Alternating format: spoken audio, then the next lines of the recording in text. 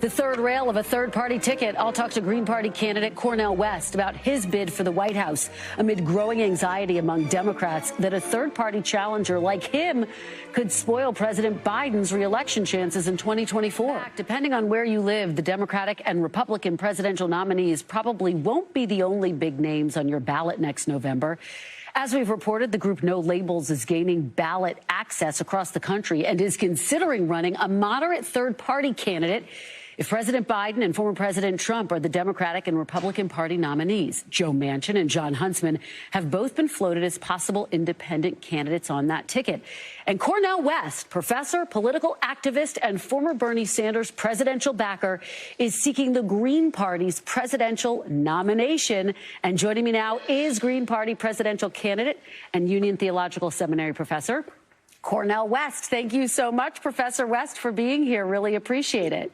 What a blessing. And I salute you in this wonderful new job, so very well deserved. It's beautiful to see you flowering and flourishing, I should say, from Harvard Yard to now meet the press. That's beautiful. Thank you, Professor West. I appreciate that so much. Thank you. And thank you for being here. We do want to talk to you about your candidacy, which has gotten a lot of attention. And I want to start off by asking you about it in this context. Your longtime political ally, Senator Bernie Sanders, he's not a Democrat, but he did, as you know, run twice in the Democratic presidential primary. So let me just put the question to you. Why have you decided to run as a third-party candidate rather than a Democrat challenging President Biden? Yes, I mean, Bernie Sanders, as you know, is my very dear brother. I have a deep love for him. We have disagreement at this historical moment. I'm thoroughly convinced that neither party is speaking to the pressing needs of poor and working people. And so the two-party system itself is becoming an impediment for the flowering of American democracy. We've got too many fellow citizens, 63%. Living paycheck to paycheck. And many of us know exactly what that means, no matter how big or small our check actually is. And so in that sense, I must say that it's hard to view oneself as a spoiler when there's increasing rot in the system with two parties connected to big money, Wall Street, Silicon Valley, and militarism abroad. And we need, and really the anthem of Black people, lift every voice. We need many, many more voices, and the two parties that we have are too narrow at this point. Well, I'm curious because you say this is a moment where you're not necessarily seeing eye to eye with your good friend, Senator Bernie Sanders.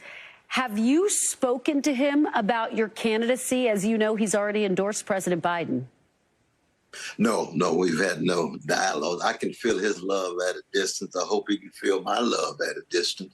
But no, we've had no dialogues about it, not at all. And as you know, I was very close to him for two campaigns. And I just don't think the Democratic Party treated him fairly. They didn't treat him justly. The Democratic Party was too anti-democratic.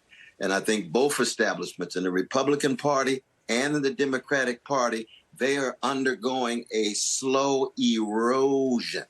I think one of the reasons why you get a Trump is because the Democratic Party establishment has eroded. I think you're going to see it in many ways in the debate tomorrow night. You know, we just don't have the high quality. So you end up with a lot of Pied Piper language at Trump, but he's in so many ways beneath mediocrity, God bless him. And then with Biden, you've got milquetoast mediocrity. Where are the great visionary statespersons that come in and intervene as this country is undergoing polarization and gangsterization?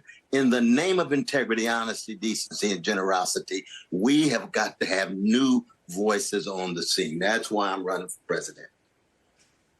Let me ask you about your past position. In 2004, you signed a letter of former Ralph Nader advisors urging progressives in swing states to vote for John Kerry. I'm going to read you a little bit of this letter that you signed. Quote, This year, we urged support for Kerry Edwards in all swing states, even while we strongly disagree with Kerry's policies on Iraq and other issues. For people seeking progressive social change in the United States, removing George W. Bush from office should be the top priority in the 2004 presidential election. Progressive voters for John Kerry in swing states may prove decisive in attaining this vital goal. If you believed that in 2004, Dr. West, how do you rationalize your third-party candidacy this time around? Well, it's a wonderful question because, as you know, I supported Brother Biden, given my profound disagreements with Biden as architect of mass incarceration, as supporter of invasion and occupation of Iraq. Why? Because I was thoroughly convinced that what the Republicans were presenting was so dangerous. But the sad thing is now, is that as dangerous as a second Trump term would be, if we don't break out of the corporate duopoly, we're going to be doing this for the next 10, 20, and 30 years. And I don't think the American project can withstand it. This shift from Democrats to Republicans, the Democrats feeding the Republicans, Republicans feeding the Democrats, and yet poor people, working people, finding themselves pushed to the margins. It could be Cop City, both parties support. It could be expansion of military budget, both parties support. It could be policies advantageous to Wall Street, both parties support. And as you know, this is the 60th anniversary of Brother Martin Luther King's great speech. And I've always viewed myself as my own humble calling, trying to keep alive the great legacy of Martin Luther King Jr., Fannie Lou Hamer, Ella Baker, and Diane Nash. And that tradition has to continue on and on. I think of Les McCann's great classic, compared to what, 1969? Compared to what at this point with these parties? Let's try something new. Dr. West, as you know, though, if you look back throughout history, third-party candidates have at times made the difference in presidential elections, including in 2016, when in some key states, Jill Stein, for example, seemed to make a difference. Would you be okay if at the end of the day, the vote totals came back, you stayed through the entire race, and it was clear that your candidacy helped deliver former President Trump another term in office? Well, the vast number of voters who would vote for a Green Party and myself either would not vote at all or would never, ever, ever vote for Biden or Trump. And that's very important to keep in mind, because there's this narrative, I think it's a false narrative, thinking that somehow they're choosing between Biden and myself. No, not really. They've given up on Biden. What is it now? 48% of our precious fellow citizens do not vote at all, my dear sister. That's not a good sign in a democracy that's already in decay. That's not a good symptom of a democracy already experiencing a kind of decadence. We've got to bring new people in, and neither party is really interested in speaking to that 48% that has given up on American democracy. What do you say to your fellow progressives, AOC, Alexandria Ocasio-Cortez, Senator John Fetterman, who've expressed their real concerns about a third-party candidacy? Alexandria Ocasio-Cortez says, quote, "It's very difficult to square the very real threat of a Republican presidency with the risk of giving up the very small margin of electoral votes needed to ensure that President Biden wins." John Fetterman says, "I fundamentally believe that you don't mess around with the kinds of highest stakes we're dealing with. Can you just imagine what a second term of Trump would be? It's all going to be about revenge." What do you say to your fellow progressives who are expressing deep concerns about a third-party candidacy? Well, I think one thing to keep in mind is that 1 out of 8 of the voters for Trump voted for Bernie Sanders. See, that Trump's followers are not homogeneous and monolithic. If you can speak to their pain, if you can speak to their frustration, they will never vote for Democrats. But many of them would be open to those who are speaking to their needs. They don't have to follow the Pied Piper, the neo-fascist Pied Piper with Trump.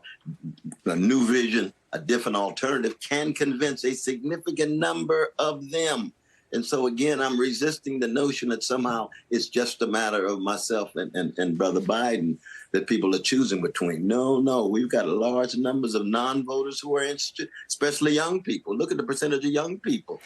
Only 20-some% participate at all. I want to speak to those young folk. I want to try to galvanize their energy. Dr. West, I'm getting a hard rap, so just yes or no. Are you in this until the very end, or is there a chance you'll reconsider at some point and potentially drop out? Well, I am a jazz man, you know that, but I intend to be in it to the very end because it's not just about, it's not about this particular election only. It's about a larger movement. We've got to break the two-party system, and to do it is now. And if we don't do it now, we'll find ourselves back and forth with this swing between the fascists on the one hand and the neoliberals on the other.